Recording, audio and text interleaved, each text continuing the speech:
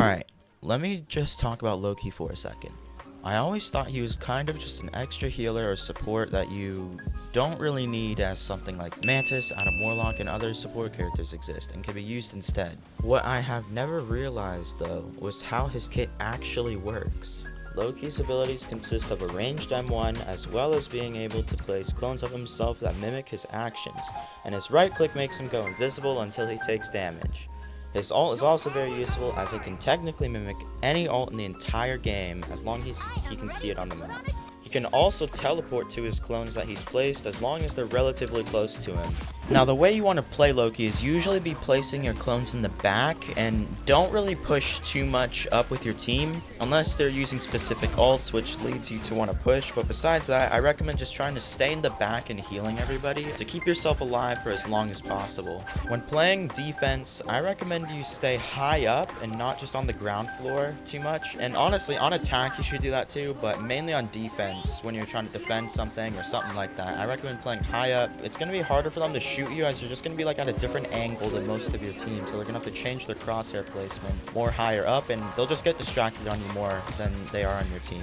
Whenever I ult with Loki, I like to try to get either a cloak and dagger ult or Mantis or Luna, or just in general ults that heavily help the team. Just make sure to keep track of where you are when you're about to run out of your ult, because you will turn back into Loki once you're done being that other character eventually. I think it's about like after 10 seconds or something, so just be aware of that.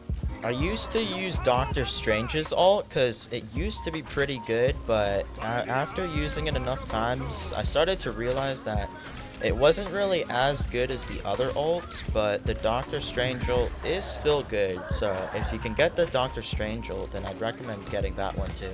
And one thing to keep note of is Loki's clones can actually go on top of the objective, so whenever you're doing an objective with those goats that move or the venom slime ball thing that moves, just place your Loki clone on top of it and it'll move with it, which is actually pretty good. But I still recommend just placing them high up or to the side or something, but you can always place it on top of the objective and it'll work pretty well. When you click shift on top of your clones or whatever, it'll summon their own green beacon that'll heal your teammates, which can be pretty helpful if you want an area for just healing all of your teammates. Now one of the main problems I notice with people that play Loki is that they use him to deal a bunch of damage and don't really heal their team that much. Now the only problem with this is that, well, he's a support. He's supposed to be healing his team, so when you use him as just a damage dealer, it's gonna not really be doing his job of supporting your team, which will lead to you guys probably getting steamrolled by somebody that actually is a proper healer, because they don't have to worry about their teammates dying because they'll have somebody keeping them alive. Now if you're interested in playing Loki, the main things I would say is you have to use him far back in the back lines, so you're not going to be up in the front lines most of the time. Second off, most of the time you're going to be healing your teammates, so as long as you're just fine healing your teammates all the time and all that, this could be a good character for you. And then also, the nice part about Loki is that, well, the ultimate, you could kind of use any ultimate you want, so that also leaves it open to what you'd want to do, but obviously you want to make sure you pick like a good useful ult for the team, like Mantis, Luna Snow, Adam Warlock, all those good ones. Not something that's like only for yourself, like a Wolverine ult or something like that. It's not going to be really helpful for the team. I mean, yeah, it could be helpful if you use it right. I mean, it does a bunch of damage, but it's like you want something that's going to help the entire team, so keep that in mind. And also, just know that you have to play smart with him. Make sure to place your clones kind of far away from each other so you're able to teleport and get away. As you can see right here, I was able to teleport away from an enemy that was just about to kill me and then use my invisibility to hide away and get back to the back lines.